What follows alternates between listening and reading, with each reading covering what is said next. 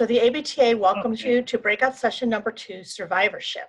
This session will discuss common issues that survivors face, strategies to help themselves while living with a brain tumor, and self-management tips to promote quality survivorship. If you have a question, please use the chat box found at the bottom of the control panel. We will address our questions at the end of the presentation today. Our speaker is Marc McDowell, clinical social worker at Moffitt Cancer Center Survivorship. Please welcome Marc. Oh, thank you to everyone for joining in, and thank you very much to the ABTA for having me come to speak with you as well today. This is a topic that's very dear to my heart, so I'm hoping to impart a little bit of knowledge and create a little bit of thought out there for each person tuning in. We can go ahead to the next slide.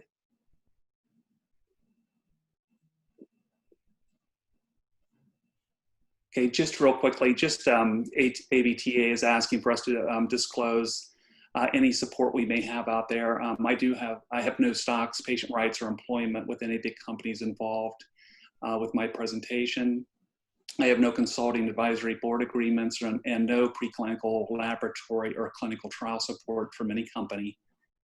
Next slide. What I'm going to start with, I'm going to explain 3 different definitions of survivorship. The first one is actually the operating definition for the survivorship clinic at Moffitt, which is no indication of tumor after 5 years of monitoring. So patients coming into our clinic have met that criteria. So it's a little more rigid. If anyone out there is doing much web searching and looking around for ideas about survivorship, these other 2 definitions do come up. And the first one is no signs of tumor after finishing treatment, which means you've come in, you've been diagnosed, you've been treated, and at that point there's no signs of tumor. Number 3 is one that I'm going to be paying more attention to for this presentation, and I think it'll be more broadly applicable for most people. And that definition is living with, through, and beyond the diagnosis. And using this definition is pretty useful because really it means survivorship begins at diagnosis. And in some cases, I would almost say, and I'll explain this a little bit more as we go, survivorship starts at initial symptoms. This includes also people who continue to have long-term treatment. The reason I'm using this definition is that survivorship isn't a place that you get to all of a sudden after you've entered treatment, that your cancer journey has started. It usually starts with, okay, how am I coping as soon as I get a sense that something's wrong? And often that comes with symptoms early in your disease process. If people can think back to when they were initially starting to get a sense something was not quite right. And then that started and prompted the whole beginning of a conversation with your most likely private primary care physician or some physician. Something brought you into the medical system. So from word go, there is this, something's different about me, something's going on. And at that point, you're determining how are you going to cope with that. And part of it is seeking answers, seeking help. But that is actually the beginning of the process. Let's go to the next slide. Okay, I'm starting with this, this quote. This is pretty much going to explain how I'm going to present my presentation today. This is from Bob Stahl. Bob Stahl. It's a mindfulness-based stress reduction workbook, which I highly recommend. Has a lot of really common sense coping strategies for a wide range of things you might run into in life. But this quote I really like. If you're unaware of your internal stress reactions and how they express themselves in thoughts, sensations, and emotions, you're disconnected, which can take your mind and your body out of balance. I know a lot of people most likely have heard of the mind-body concept approaching health. And what this really does for me, I'm very much into mindfulness. I actually teach mindfulness classes for survivors and for actual hospital employees as well. And what this all means is coming back to you as an individual. We all have this inner world that's going on. We have things going on outside of ourselves with our families, our friends, our work environments, where we live, our environment. But sometimes we're not always as aware and understanding of all the dynamics that are going on internally. What's going on in our minds? How are we reacting to things? Why do we react to this thing versus this thing? And kind of getting us, the more awareness that comes with this understanding, you have a little more control, a little more awareness, a little more ability to modulate your behavior and work with yourself. I think that anyone that has either been close to someone going through cancer or a brain tumor, or the patient themselves, you recognize that there's a part of you that unfortunately has to grasp what's going on. And the real work starts about, how am I going to survive this? How am I going to master this situation? And people are there to help you. But ultimately, it does come back to the patient, to the person who's going through this, to kind of look at themselves and come up with strategies that will work uniquely for them and their situation and how they're wired and built. Working with people for years and years, I have two basic beginning points when I start to think about people.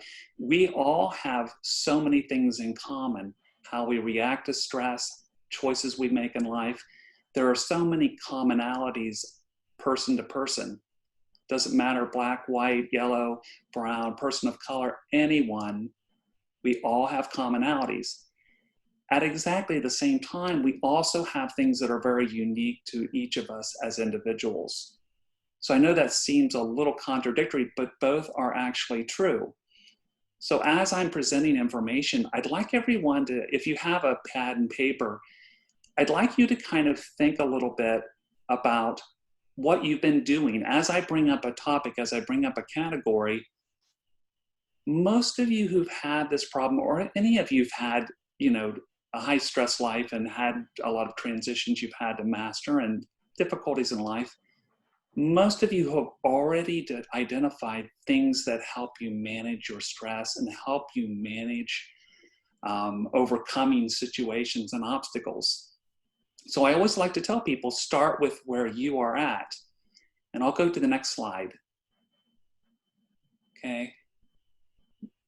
I guess I'm not going to call them rules. Idea number one is that there is no one way to surviving a brain tumor. Once again, I'm going to present a lot of ideas during the course of this presentation. But what I'd like you all to do is, as we're going through those things, think, maybe you've been using that concept that I'm bringing up. Maybe you've been using this tool or that tool already, but maybe haven't been quite so aware of it. Or maybe you're aware of it, but you're not quite sure if it's maybe it's helping as much as it is. Or maybe you're wanting to refine that tool a little bit more. So what I'd like you to do is kind of reflect on things. When I bring any tool up as we go along, there are people it's going to help. There are people that maybe not so much. And what I want you to do, and part of this being aware of your internal world, your internal stress reactions, is seeing what appeals to you. The first rule with these things is knowing what seems like it might be helpful, and also knowing when someone presents something, sometimes very well-meaning, presents an idea, hey, this is something that I think will help you. Maybe it won't, and you have to be honest with yourself. So that brings in the next idea, is that there's power in appreciating and accepting where you are right now. It doesn't mean that you have to like where you are right now. It does mean that you have to gain a sense and an appreciation. Here I am, and this is the starting point. It's a matter of kind of getting yourself centered on your own 2 feet to say, okay, here I am. I may be in a situation that's overwhelming, but here is where I'm starting, and this is where I need to go from. So number 3 is there's power in starting where you are right now. I know this sounds really simple, but it's so easy for people to forget. When we have something that comes along that really kind of knocks us off our feet, it's very, very easy to sort of forget ourselves for a period of time and almost feel a little flooded and just, we can't get our feet under us. And I like to use that metaphor. What you're really looking to do is to get your feet under you. And that's understanding where you are right now and starting from where you are right now. It seems very simple, but I find a lot of people forget that. So there is power also in identifying and utilizing your own personal strengths.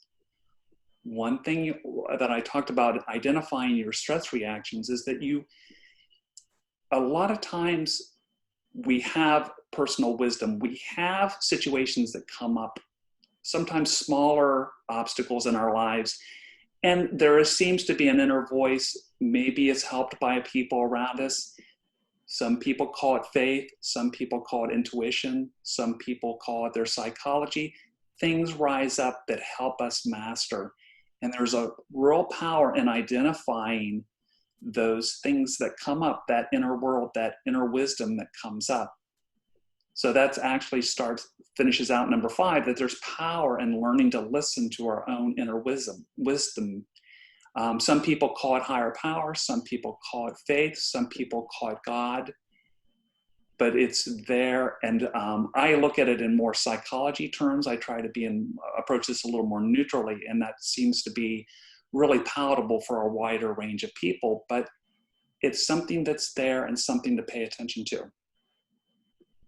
Next slide. Okay, life's transitions. Every one of us have gone through significant transitions in our lives. Cancer diagnosis, this onset of symptoms, the diagnosis, then the treatment process, then eventually survivorship. That is a huge transition that I'll talk a little bit more in the next slide. But all of us have experienced other transitions in our lives. Transitions like relationships, entering into relationships, possibly having breakups in those relationships, possibly moving at some point a relationship that goes towards marriage. Sometimes that marriage moves towards children. Sometimes it moves towards divorce, and then relationships again.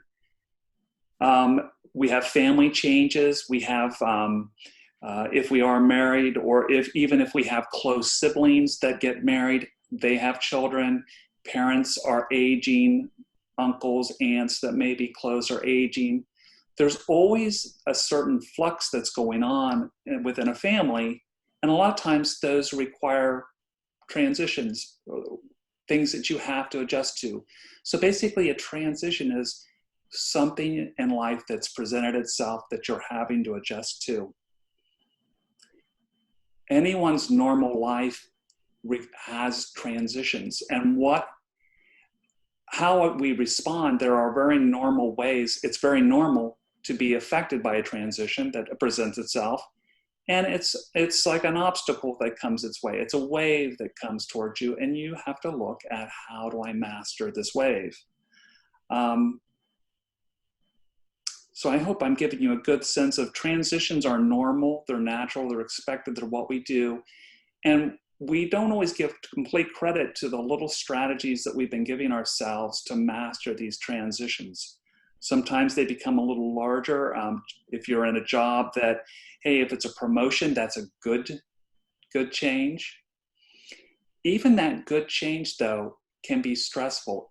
Any change, any transition tends to be stressful on some level. Some people have been in a job striving to get a promotion. And once they get that promotion, there's a sense of stress of, okay, now my world has changed. My responsibilities are different. I have to make a lot of adjustments to this new role. It's a good thing, financially better, offering more things for my career, for career progression going forward, but it brings anxiety as well. So even good changes are stressful. And then if we have a difficult transition, say, We've been in a job and all of a sudden we're finding that we're in a situation where things haven't been going real well. Maybe there are economic hardships. Maybe there's cutting back. Maybe your hours are being cut back. Maybe you're going to be paid less. Maybe there's even a potential demotion or a need to move to a new location. That's not such a good transition. That is also stressful. But good can be stressful, bad can be stressful as well. So let's go on to the next slide. So medical treatment transitions. All of the transitions I've talked to up to now, these are things that you can identify with. And I'm sure there's a 1,000 other transitions that you can identify. If you really think about it, just for a moment, what's something that's happened to me that I've had to adjust to? And I feel like I did a fairly good job. Could have been a good one, could have been a bad one, whichever. But now we have a brain tumor diagnosis or a cancer diagnosis. And usually I started here with early symptoms. I have 4 categories, but there's a lot of small transitions that are going on intermixed with all of these 4 transitions. And honestly, it does start with initial symptoms, particularly with a brain tumor, with anything neurological. There are a lot of potential symptoms that could be very, very bothersome. And that's pre-diagnosis. You know something's going on, something's not right. Often there are people who get into situations where they have a really acute event, end up in an emergency room, and then the diagnosis comes. So early symptoms and then diagnosis, those things are huge transitions. Whenever you have an experience of an unusual symptom, you're thinking about it. You're kind of problem solving as much as you can, and you're thinking, what do I do with this?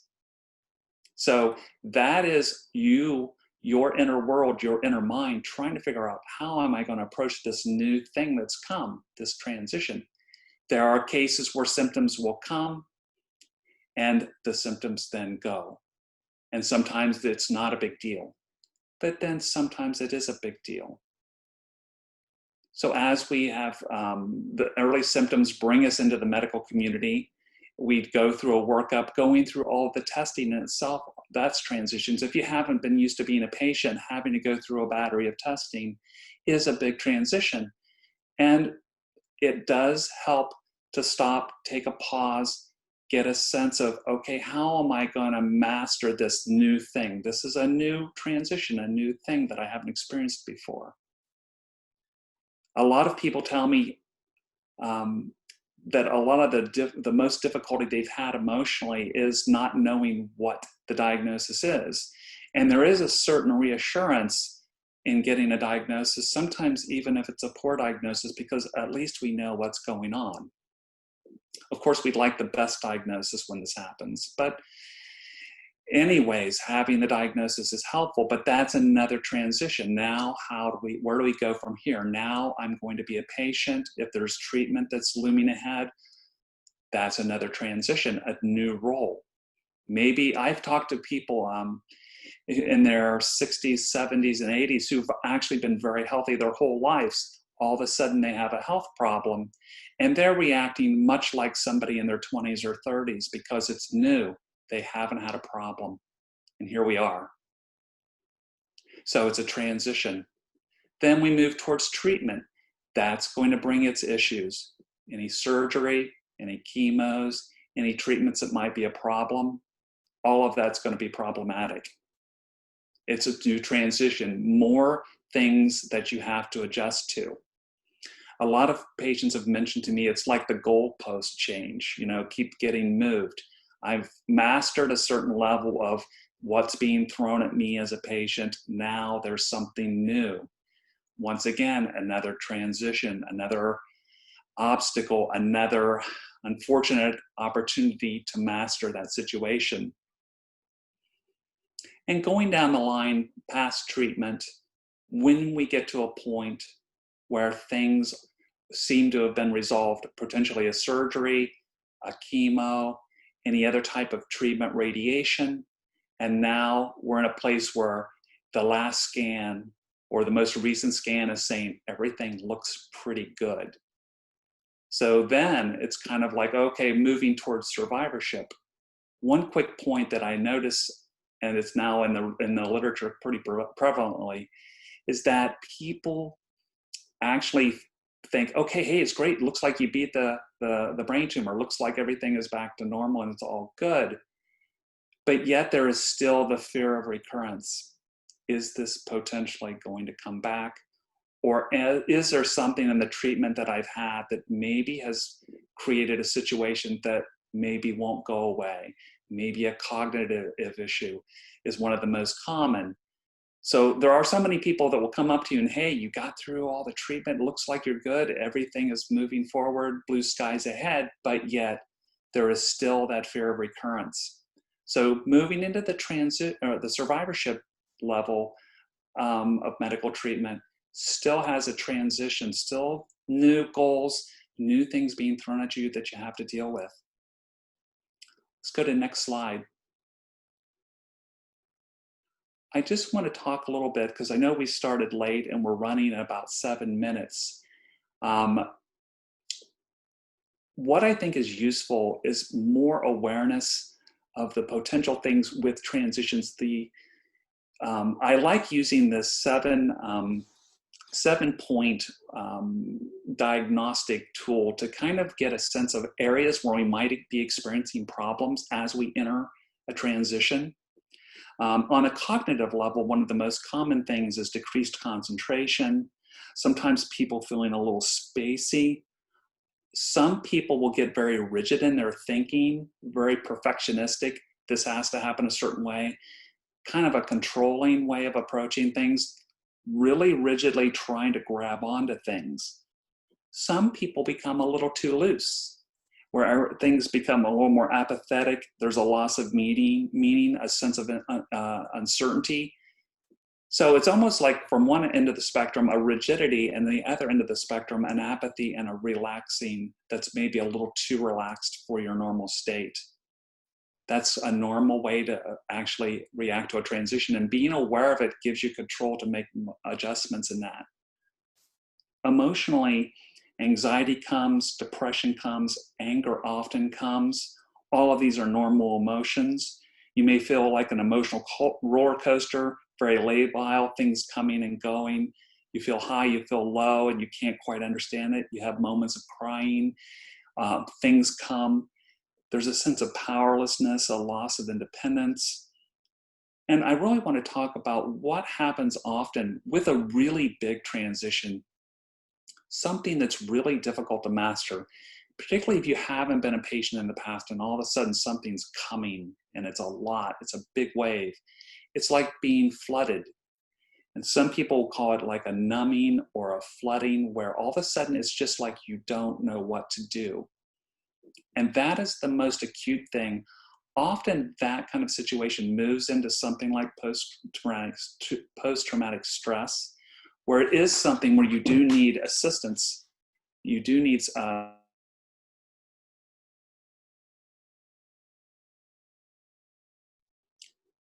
behavior. There's irritability, behavioral things that happen. A lot of times family members notice your behavior changing, things that you're doing. One of the biggest worries is developing negative ways of coping, possibly drinking, substance abuse, erratic behavior, things like that can happen. Once again, these are normal reactions, but once again, it's a good getting a perspective and getting a handle. Somatically, people feel things on a physical level, generalized aches. A lot of times that people have a sense of that their body all of a sudden has been hijacked, and it's just not the way things are anymore. Things are different. Once again, a normal reaction, and that a lot of times may take a professional to help out as well. Personal relationships may be impacted. Roles change. You're not quite as independent as you used to be. Maybe you're more reliant on someone, a loved one, and maybe there are stresses and strains in that personal relationship. Work performance, if you are able to still be working, there may be changes in your ability to perform at work, stresses from your performance ability. that's another big deal. Your issues with your motivation, increases in mistakes, sometimes having accidents. And then spiritually, the last domain, I look at that as spiritual and philosophical. A lot of people start to doubt their personal values and beliefs. They're in a new situation they've never had to deal with. And all of a sudden they're like, how do I deal with this? And there is a sense of powerlessness and uncertainty that can be very profound. And often guidance with that helps as well. So each of these areas, they're all normal ways of responding. That's the first thing to keep in mind. When they become more acute, you may need more help. And it's a matter of what's the best way to resolve and to help you master this. And as you master it, you become more powerful. If you have any problems in any of these domains, the work that you put into actually mastering them makes you stronger. Let's go to the next slide. No, we're really close on time. Good coping starts with actual fundamentals. Just thinking about diet, moderate exercise, restful sleep, healthy relationships, these all seem so simple and trite, but they are key to surviving and managing difficult situations, especially a health emergency, a health transition, where you're really having to look at everything that will help you to develop some resiliency and some ability to stay with the treatment process. I'm going to go to the next slide just for a matter of time. Next slide. Okay, good. Creative pursuits are often extremely useful. The real value from journaling, creative writing, painting, performing music, theater, gardening, it doesn't mean being an expert in any of these areas, but just if you find that you are doing an inventory and there are any of these pursuits that seem like they appeal to you, what it really finds is it allows the brain a time out. It gives you, pursuing these pursuits gives you space to think about what's going on and to be able to come back. And it's like a timeout away from ruminating and really using your cognitive processes to figure things out. It gives you some space to breathe and to think and to allow that inner wisdom to manifest. Let's go to the next slide. Once again, mind-body practices also the same way. Some of these, particularly yoga, you may want to talk to your physician. There are some issues with some patients with cancer. All of these are processes that are very concrete ways to approach things. And once again, they allow space for that inner wisdom to come up. I know we're right at 12 o'clock, so let's go to the next slide. My last little piece is really keep in mind, anytime that you feel that something is not emotionally moving during all of these transitions that are coming up, asking your provider. Within Moffitt, we have a behavioral medicine system. We have social workers, people who are available along the way to help. And that's the big thing to really stay focused on. If you feel that something's not manageable, and I know so many people coming in haven't been patients in the past, it's a new thing. They have to look at, when do I ask for help? And I think the best thing to do is to exercise that a little early in the process. Let's go to the next slide. Okay, I also have some resources here that I believe can be distributed through the ABTA. And honestly, they are a huge resource in themselves. So I think that we're right at 12:01. I am not sure whether we're having to be cut off at this point. Unfortunately, we started late. Mark, you're welcome to keep going for another few minutes if you'd like. Okay, great. Okay. Let's go to questions. I know I went through the last few. Let's go to the next slide. This is a disclaimer. I don't think I need to really go through this so much. Let's go to the next slide, which is just questions. Let's open up the mic. If anyone does have a question, I regret having to go through my ideas and strategies for coping with these issues a little quickly. But does anybody have a question that might help to clarify? So I have unmuted all the mics. If anybody has a question, I don't see any in the chat right now. Okay. You're welcome to ask Marc directly. Okay. If you do, that's okay. The one point I'm trying to make, and with all of these, is that once again, we're all common, we're all human beings, and we have a lot of commonalities about things and the way we're affected by things. We're all affected by transitions. How we react, though, we all tend to do more uniquely. Ways that, have worked for us in the past.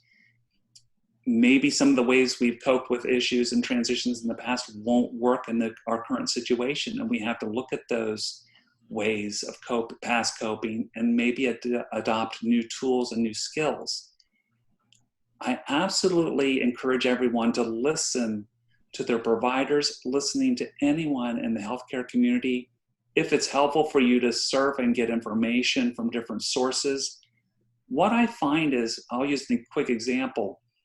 With diet, there are so many ideas about what to eat, what's healthy, what's not healthy.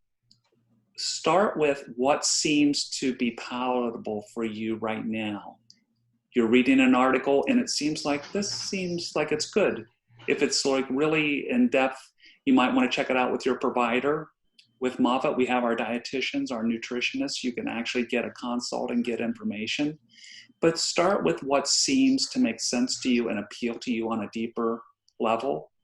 Often this kind of questioning and then listening for answers does summon this inner wisdom to help you kind of look at developing a tool and adopting a tool that's really going to help you and is really going to stick.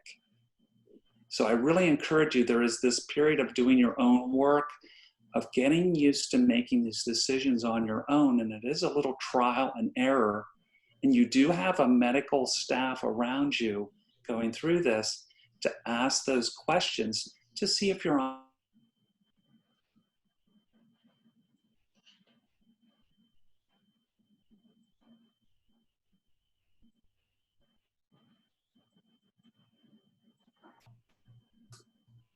It looks like I'm muted. You're unmuted. Okay, gotcha. So anyway, that's the thing with the Zoom. We have the little zigs and zags. So I hope this was helpful. I'm sorry we didn't have quite as much time as we thought we would have, but I hope this was helpful, everyone. Marc, I do have one question that's come in. Do you have any Please. suggestions for how to get life insurance when you have an active brain tumor? That is really challenging. I've got a couple listed survivorship web links, and I'm thinking Triage Cancer or Cancer and the Workplace. That is very difficult. Unfortunately, insurance companies are for profit, and they are looking at high-risk cases. When you present with any cancer or a brain tumor, it's very unfortunate that they are looking at what your risk is. Some people will give you a policy, but it could be incredibly expensive. I would recommend, if you're married, if your spouse has a plan that allows you to be insured through that plan, especially if they work for a large company. I work for a large company and I have a life insurance policy on my wife, and there is no medical clearance. It's just a matter of it's available. If you happen to still be employed, you actually can get a certain level of life insurance through your employer, but it's also contingent on you remaining employed. That's the other problem. So that is difficult. I think a couple of those websites would be helpful. It is Triage Cancer has a lot of information about that sort of thing, a lot of legal information. I'm just going back to that slide that we showed earlier. And there is cancerandcareers.org is the one I'm thinking about.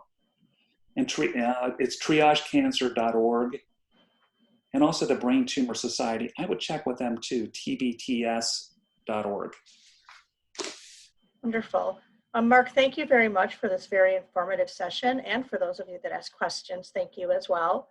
We're now going to have a short break, and then you will be automatically directed back to the main session to continue our program. Thank you very much and enjoy your break. Thank you.